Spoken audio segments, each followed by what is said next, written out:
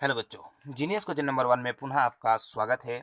आज हम बात करेंगे हिंदी व्याकरण के एक टॉपिक जिसका नाम है शब्द, जो आपके बहुत ही महत्वपूर्ण टॉपिक है और इससे बार बार क्वेश्चन पूछे जा चुके हैं और इससे संबंधित जो ऑब्जेक्टिव प्रश्न बनता है, जो बार बार बोर्ड के एग्जाम में पूछे गए हैं, वो सब प्रश्न जो है आपके लिए लाए हैं और आप बताइएगा इनमें से आप कितने सही सवालों का जवाब दे पाइएगा। तो चलिए थोड़ा सा शब्द के बारे में थोड़ा सा बेसिक जानकारी देते हैं, उसके बाद इससे संबंधित जो ऑब्जेक्टिव है उसे सॉल्व करेंगे और कमेंट सेक्शन में जरूर बताइएगा कि आपको ये क्लास कैसा लगा। ठीक है, देखिए शब्द का मतलब, देखिए जब दो अक्षर मिलता है तो क्या कहता है, शब्द होता है। लेकिन याद रखिए कब, जब उसका सार्थक मिलन हो तब, यानी इसको अगर हम भाषा में बोला जाए तो क्या हो जाएगा आपका कि वर्णों के है ना सार्थक मेल को शब्द कहते हैं। यानी दो या दो से अधिक वर्ण अगर मिलता है तो वो क्या कहता है, शब्द कहता है। देखिए शब्द जो है उसका भेद अलग अलग प्रकार का होता है। एक उत्पत्ति के अनुसार होता है, बना यानी रचना के अनुसार होता है। तो उत्पत्ति के अनुसार शब्द के 4 भेद होते हैं। कितने भेद होते हैं?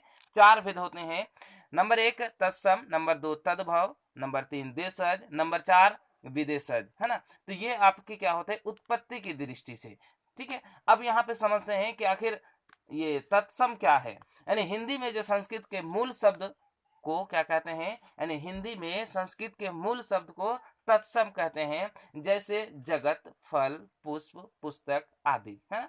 जैसे तद्भव, तद्भव जो है तत्सम के बिगड़े हुए रूप को तद्भव कहते हैं। क्या कहते हैं? तत्सम के बिगड़े हुए रूप को तद्भव कहते हैं। जैसे मान के चलिए अग्नि का क्या होगा, आग। उसके बाद मान के चलिए क्या बोलते हैं, कपूर। जैसे कर्पूर का क्या होगा, कपूर। मतलब कोई चीज है उसका बिगड़ा हुआ, उसको अगर सही करते हैं तो हमारा क्या हो जाएगा, आपका तद्भव हो जाएगा। अब समझते हैं देशज। देशज किसको कहते हैं कि देश की बोल चाल में पाए जाने वाले शब्द को देशज कहते हैं। यानी हमारे देश में जो बोल चाल में जो शब्द पाया जाता है उसे हम देशज कहते हैं। जैसे मान के चलिए फुनगी, लोटा, पगड़ी, ये सब हमारा क्या है, देशज है। ये सब हमारा क्या है, देशज है, ये विदेशज नहीं है। अब हम समझते हैं विदेशज। विदेशज देखिए जिन शब्दों का जन्म विदेशों में हुआ उसे विदेशज कहते हैं। जैसे कोई ऐसा भी चीज है जो विदेश से हुआ, जैसे मान के इंग्लिश वाला वर्ड ज्यादातर हॉस्पिटल हुआ, या फिर डॉक्टर हुआ, बुक हुआ, टेबल हुआ, ये सब क्या है आपका विदेशज है। या फिर आराम हुआ, अफसोस हुआ, या फिर असर हुआ, किस्मत हुआ, ये सब चीज है आपका किस में आता है, विदेशज में आते हैं। किस में आते हैं, विदेशज। अब समझते हैं बनावट या रचना की दृष्टि से शब्द के कितने भेद होते हैं। तो बनावट या रचना की दृष्टि से शब्द के 3 भेद होते हैं। नंबर 1 रूढ़, नंबर 2 यौगिक, नंबर 3 योगरूढ़। अब समझते हैं रूढ़ का मतलब क्या होता है, मतलब उससे किसको कहते हैं, रूढ़ शब्द। जिन शब्दों का खंड किए जाने पर कोई है ना कोई अर्थ ना निकले उसे रूढ़ शब्द कहते हैं। यानी कोई शब्द है उसका अगर खंड करेंगे कोई अर्थ ही ना निकलेगा तो वो क्या हो जाएगा, हमारा रूढ़ होगा। जैसे नाक, तो 9 प्लस का नाक। ठीक है, जैसे मान के लिए आग, तो अ प्लस ग आग। तो ये हमारा क्या हो जाएगा, हमारा क्या हो जाएगा, रूढ़ शब्द हो जाएगा। क्या हो जाएगा, सिंपल भाषा में रूढ़ पहचानने का नियम क्या है कि आपको उसका संधि विच्छेद करना है। अगर दोनों का अर्थ निकलता है तब वो रूढ़ नहीं होगा, अगर अर्थ नहीं निकलता है तब क्या हो जाएगा, रूढ़ होगा। अब समझते हैं यौगिक। यौगिक से पता चलता है कि दो या दो से अधिक शब्दों का मिलन, यानी ऐसे शब्द जो दूसरे एक शब्द के मेल से बने होते हैं या जिनके सभी खंड क्या होते हैं, सार्थक होते हैं। सभी खंड सार्थक होने का मतलब जब उसको दो या दो से अधिक भागों में विभाजित किया जाएगा तो दोनों खंड वो उसका क्या होगा, सार्थक होगा। जैसे घुड़सवार, तो घुड़ अलग, सवार अलग। ठीक है, जैसे यहाँ पे आपका हो सकता है क्या, विद्यासागर, तो विद्या अलग, सागर अलग। ठीक है, विद्यालय, तो विद्या प्लस आलय, तो विद्यालय। यानी संधि विच्छेद का अगर आपको नियम पता है तो आराम से आप पहचान सकते हैं कौन सा यौगिक है। अब समझते हैं योग रूढ़। ऐसे यौगिक शब्द जो साधारण अर्थ को छोड़कर विशेष अर्थ ग्रहण करे, मतलब जो जिसका वर्तमान में अर्थ जो हो उसको छोड़कर विशेष अर्थ को ग्रहण करे, उसे हम क्या कहते हैं, यौगिक रूढ़ कहते हैं। जैसे पंकज, तो पंकज को हमको क्या कहते हैं, कमल कहते हैं, मतलब पर्यायवाची शब्द। जैसे लंबोदर, तो ये हमारा क्या कहे, गणेश जी को कहते हैं। ठीक है, उसी तरह से आपका जिस तरह से होगा चक्रपनी, तो यह हमारा क्या है, किसको कहते हैं, चक्रपनी जो हम कहते हैं विष्णु को कहते हैं। किसको कहते हैं, विष्णु को कहते हैं। मतलब अपने अर्थ को छोड़कर विशेष अर्थ पे ध्यान देता है। ठीक है, और रूपांतर दृष्टि से शब्द के दो प्रकार के होते हैं, एक होता है विकारी शब्द, एक होता है अविकारी शब्द। अब समझते हैं विकारी शब्द क्या है। देखिए विकारी शब्द वे हैं जिनके रूप है ना, जिनके रूप लिंग, वचन, कारक और पुरुष के अनुसार बदलते हैं। जैसे एग्जाम्पल के तौर पे आपका समझिए, जैसे अगर विकारी में देखा जाए, जैसे संज्ञा हुआ, सर्वनाम हुआ, विशेषण हुआ, ये सब जो है वो क्या करता है, इसके लिंग के अनुसार पुरुष हो या महिला हो, उसके वजन के अनुसार, मतलब सॉरी वचन के अनुसार, जैसे एक वचन, दो वचन, इसके अनुसार वो क्या होता है, बदल जाता है। और वविकार शब्द किसको कहते हैं, है ना, क्या बोलते हैं उसको, वे हैं, यानी वविकारी शब्द वे हैं जिनके रूप नहीं बदलते हैं, मतलब जिनका रूप कभी बदलता ही नहीं है, वो अविकार है। जैसे आप देखे होंगे कि आपका संबंध वाचक जो चिन्ह लगाया जाता है, या समुच्चय वाचक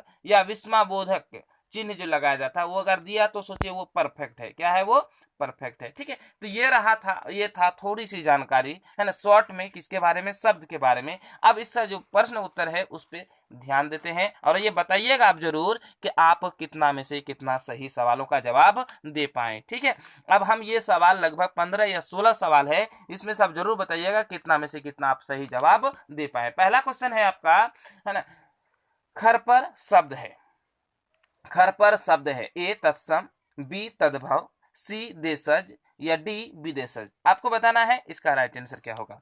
तो खर पर जो है आपका तत्सम में आते हैं, यानी ऑप्शन नंबर ए हो जाएगा राइट आंसर। ठीक है, चलिए देखते हैं सवाल नंबर 3, है ना। ठीक है, तो एक नंबर थोड़ा सा गायब हो गया है। नंबर 3, निम्न में तद्भव शब्द है, ए गृह, बी घर, है ना, सॉरी, ए गृह, बी पुष्प, सी घर या डी खग। यहाँ देखिए तत्सम तद्भव, यानी यहाँ पे आपका देखिए, यहाँ पे क्या हो जाएगा आपका, ये वाला जो भाग है तद्भव जो है, यानी क्या होता है, देसी भाषा का जो बिगड़ा हुआ रूप है उसे क्या कहते हैं, तद्भव, यानी क्या हो जाएगा आपका, घर हो जाएगा। क्या हो जाएगा, घर हो जाएगा। देखते हैं सवाल नंबर 3 में क्या कहता है, निम्न में से यौगिक शब्द हैं। ठीक है, तो यौगिक शब्द यहाँ पे देखिए, अगर पंकज को करेंगे क्या अलग अलग करेंगे तो कुछ होगा, नीरज को अलग अलग तोड़ेंगे कुछ होगा, यानी पाठशाला होगा, यानी ऑप्शन नंबर सी हो जाएगा राइट आंसर। क्या हो जाएगा, ऑप्शन नंबर सी। चलिए देखते हैं सवाल नंबर 5 में क्या कहता है, गौर से देखिए, उत्पत्ति की दृष्टि से शब्द के कितने प्रकार हैं। उत्पत्ति की दृष्टि से शब्द के कितने प्रकार हैं, अभी अभी पढ़ा है, कितने प्रकार, 4 प्रकार, ए 1, 2, बी, सी 3 या डी 4। तो क्या हो जाएगा आपका 4 हो जाएगा, ऑप्शन नंबर डी हो जाएगा राइट आंसर। देखते हैं सवाल नंबर 6 में क्या कहता है, वैसे शब्द जिनका कोई अर्थ नहीं निकलता है क्या कहलाता है। जिसका अर्थ निकलता है नहीं, जो अर्थ निकलता है वो सार्थक कहलाएगा, जो अर्थ नहीं निकलता वो क्या हो जाएगा, निरर्थक।